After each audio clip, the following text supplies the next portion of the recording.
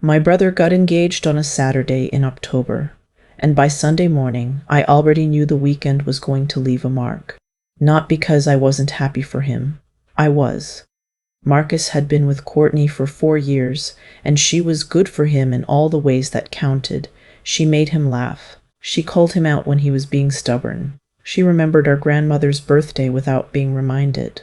I liked her. I still do. But the moment my mother called to tell me about the engagement party, the first thing she said wasn't, "I'm so excited," or "We'd love for you to come." The first thing she said was, "It's going to be a dinner at the Hargrove Club.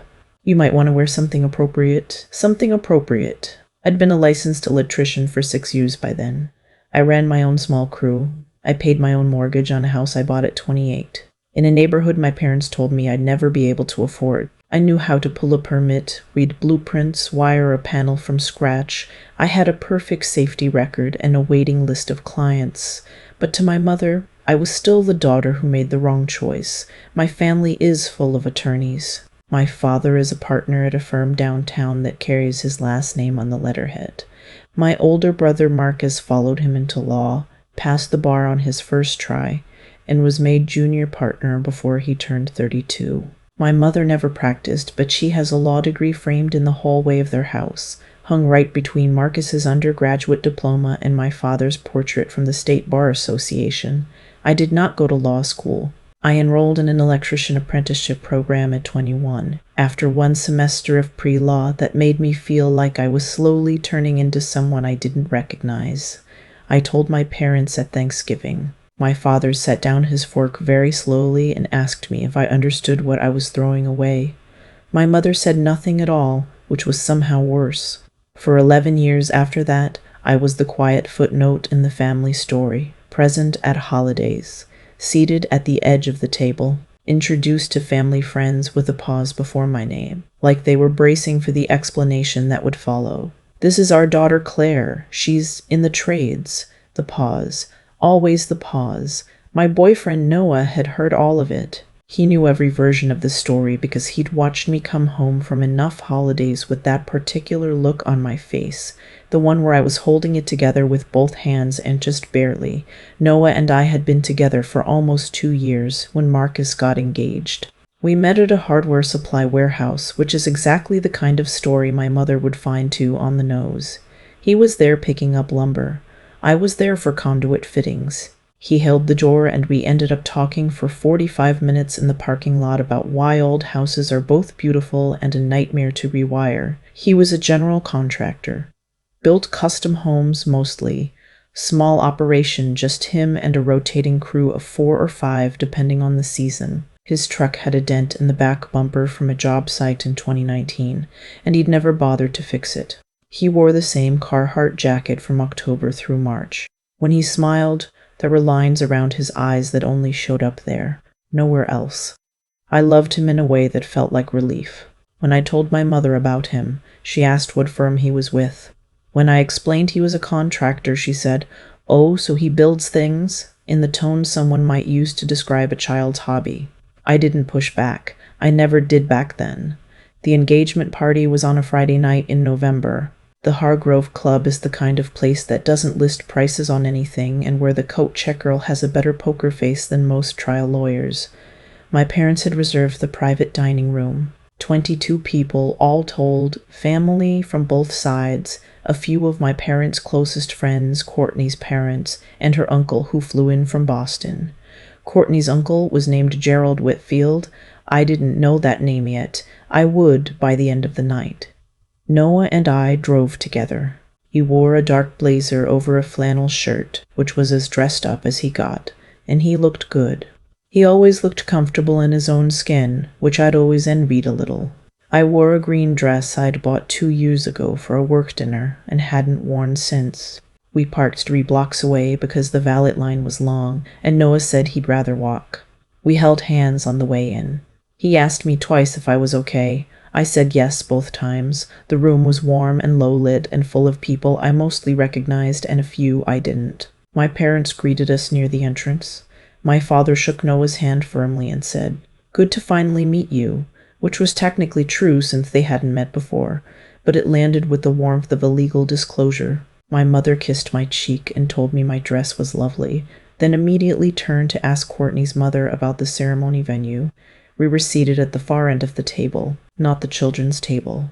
There were no children, but the end closest to the kitchen door, next to Courtney's cousin who had just started college and was visibly uncomfortable in his tie. I noticed where we were seated the way you notice a splinter. Small, specific, impossible to ignore. Dinner was fine. The food was excellent, genuinely. Noah ordered the salmon and I had the lamb, and we talked to the college cousin, whose name was Tyler, and who turned out to be funny in a dry, quiet way that I liked. He was studying civil engineering.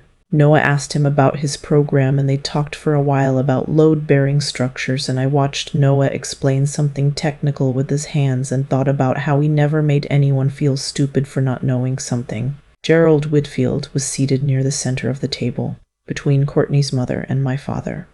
He was probably 60, silver-haired, with the kind of posture that comes from decades of being the most important person in whatever room he's in. He and my father had been talking since before we sat down. I watched them laughing at something, leaning in close. Two men who understood each other immediately. My father gave his toast about 40 minutes in. He stood and tapped his glass, and the table went quiet. He talked about Marcus, about how proud they were, about how he'd always known Marcus would build something extraordinary. He talked about Courtney with genuine warmth. He thanked her family for raising someone so gracious, and then he looked down the table at me. He didn't say anything for a moment. He just let his eyes land on me, and then he smiled. That particular smile, the one with the edge in it. And he said, "And we're grateful that everyone could be here tonight. All of our family." Another pause. "Even the ones who keep us humble." Laughter. Light, polished, the kind that fills a room without anyone being sure what they're laughing at. Noah's hand found mine under the table. I didn't move. I kept my face neutral. I'd had a lot of practice. My father sat down. Dinner resumed. Tyler refilled my water glass without being asked, which was kind. What happened next, I didn't see coming. I don't think anyone did. Gerald Whitfield had been quiet since the toast. He was looking at Noah with an expression I couldn't quite read from my end of the table, concentrated, like he was trying to place something, like a word on the tip of his tongue. He leaned forward. "Excuse me," he said, his voice carried without effort. "I'm sorry. What did you say your name was?" Noah looked up. Noah Callahan. The table had been mid-conversation. Now it wasn't. Gerald set down his wine glass. He looked at Noah for another long moment, and then he said, "Callahan Build? Out of Millbrook?" Noah nodded once. "That's me." Gerald Whitfield sat back in his chair. He looked at my father, then at my mother, then back at Noah with an expression I can only describe as recalibration. "Your crew built the Aldridge restoration," he said. "It wasn't a question." "Yes," Noah said. 3 years ago." Gerald turned to Courtney's mother. "I've been trying to track down that contractor for 2 years. The Aldridge Foundation, the Historic Preservation Board, they won a national award for that project. I sat on the selection committee." He looked back at Noah. "We couldn't find you because your company name had changed." "I rebranded," Noah said simply. "Kept the crew, changed the name." Gerald shook his head slowly, smiling. "Do you know how many architects asked us who did that restoration? It was the most talked about project at the national conference in Charleston 2 years running." The table had gone very still. I looked at my father. He was looking at Noah with an expression I had never seen on his face before. Something shifting, reconfiguring. My mother's hand was resting on the tablecloth and very, very still. Noah was calm. He always was. "It was a good project," he said. "The bones of that house were extraordinary. We just tried not to ruin them." Gerald laughed. A real laugh. "You didn't ruin them. You won a Historic Preservation Excellence Award and got written up in Architectural Digest." He looked around the table. "This man's work is in the permanent record of the National Trust for Historic Preservation." I want to be honest about what I felt in that moment, because I've thought about it a lot since. I didn't feel triumphant. Not exactly. I felt something quieter and stranger than that. Something like watching a door you'd been leaning against for years suddenly open outward. My father cleared his throat. He looked at Noah. I didn't realize, he said. Most people don't. Noah said pleasantly. And then, this is the part I think about most. He didn't push it. He didn't elaborate or explain or make anyone uncomfortable. He just picked up his fork and went back to his salmon. Gerald spent the rest of dinner talking to Noah, not pointedly, not performatively. He was just genuinely interested, the way people are when they meet someone whose work they've respected from a distance. They talked about old-growth timber and lead paint remediation and the specific challenge of matching century-old brickwork. My father listened more than he talked, which was unusual. Toward the end of the evening, Courtney's mother leaned across the table toward me and said warmly, "How long have you and Noah been together?" "About 2 years," I said. "He's wonderful," she said, and she meant it. "He is," I said. She paused, and then, I think just making conversation, she asked, "And what do you do, Claire?" I'd answered this question 10,000 times in my life, in 100 different registers. Apologetic, defensive, brief, overly explained. That night I said, "I'm an electrician. I own my own business." She nodded, interested. "Did you and Noah meet through work?" "We did, actually," I said. "That makes sense," she said simply.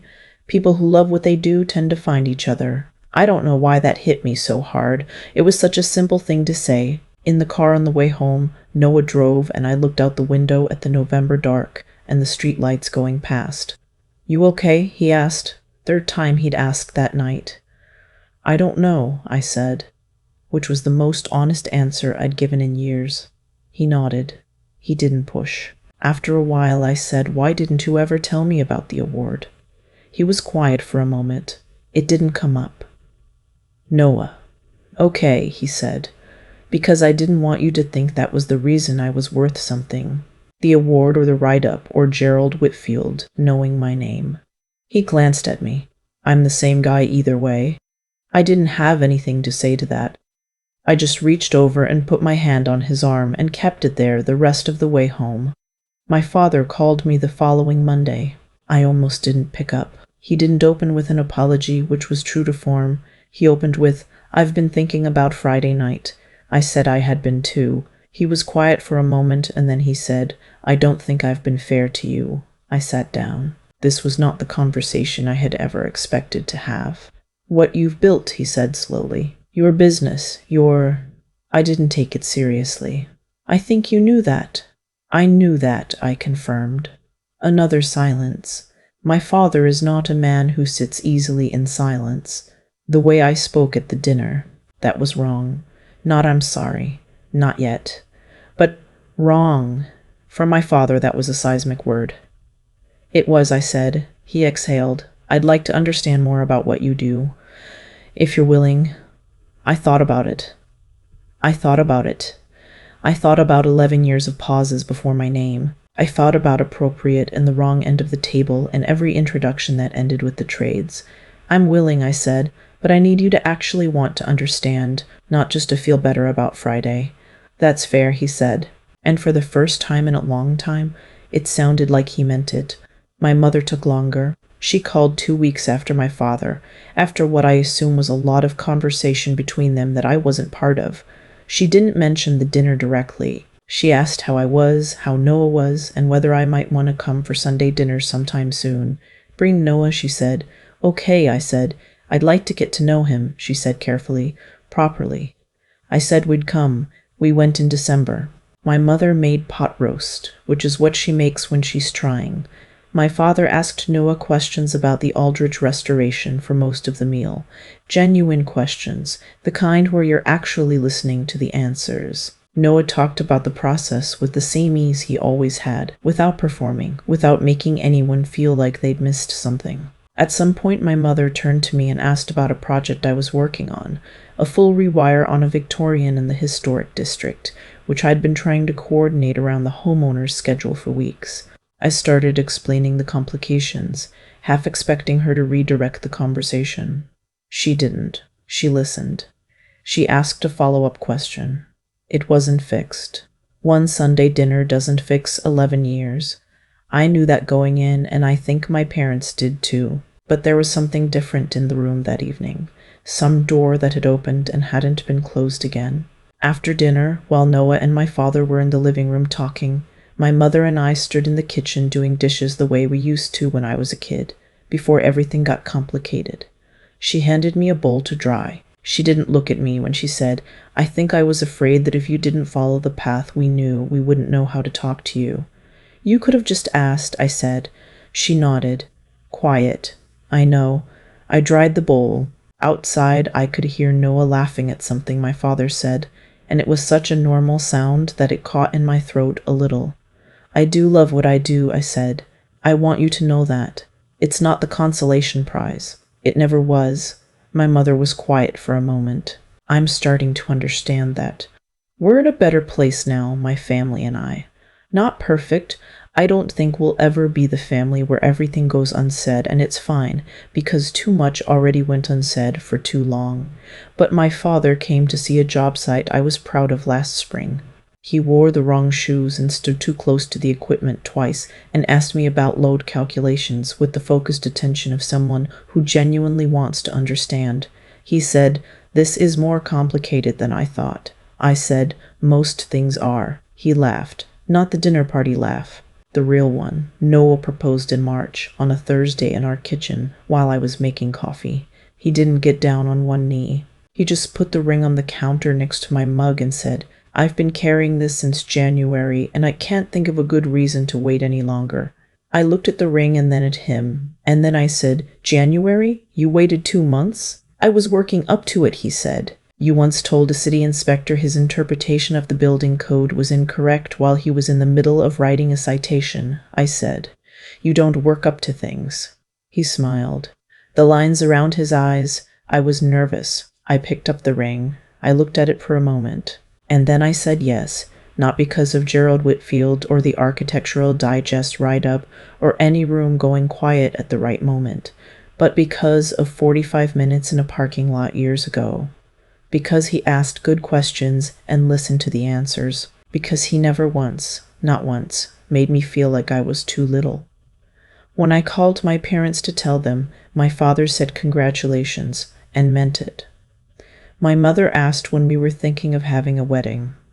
"Something small," I said. "No code check," she laughed. It was the most surprised I'd heard her sound in years.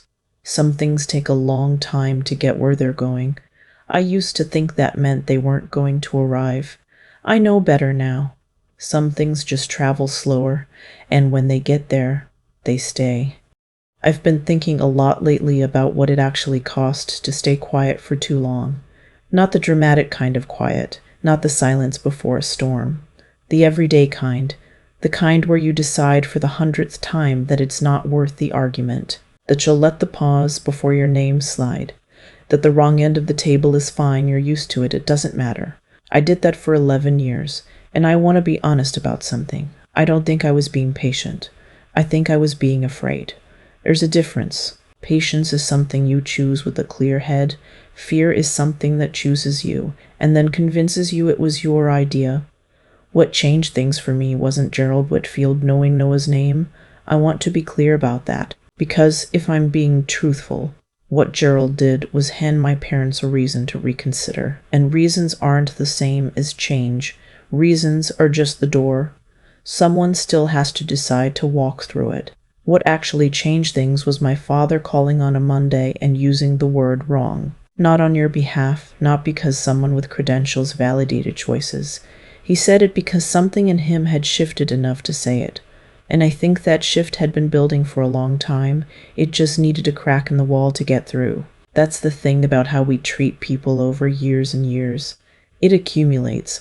Every smirk at a dinner table, every introduction with a pause, every something appropriate, it doesn't disappear. It sits there. And eventually, the weight of it either breaks the relationship or breaks something in the person who's been doing it. For my father, I think it was the latter. Gerald just happened to be there the night it finally got heavy enough. I spent a long time thinking that being good at my work and living honestly and not causing anyone harm should have been enough. And it should have been. But I've learned that the people who need to see your worth the most are often the last ones to look. Not because they're malicious, though sometimes they are, but because they've already decided what the picture looks like, and new information has to work very hard to get in. Noah never performed his accomplishments. He never corrected anyone. He just kept being exactly who he was, steadily, in every room he walked into. I used to think that was just his personality. Now I think it was something closer to wisdom. He understood that you don't argue your way into someone's respect. You either earn it through time, or you don't get it. And either way, you keep going. That's what I want to carry forward, not the dinner, not the moment Gerald said his name and the table went quiet, but the 11 years Noah spent building things that mattered before anyone in that room had heard of him. The 6 years I spent learning a craft that my family didn't value, but that I did. The fact that we were both, separately, living like the work was worth doing, regardless of whether anyone was watching. Because it is. The work is always worth doing. My mother said something in the kitchen that night that I keep coming back to. She said she was afraid that if I didn't follow the path they knew, she wouldn't know how to talk to me. And I think that's true for a lot of people. It's not always contempt. Sometimes it's just fear wearing the clothes of judgment. Fear that they won't understand you. Fear that the distance between your lives means they've lost you somehow. You can't fix that for them. But you can stay. You can keep showing up. You can dry the dishes and answer the phone on Monday and say, "I'm willing, but I need you to actually try." That's not weakness. That's the harder thing, actually. Anyone can walk away clean. It takes something else entirely to stay in the room and ask for better.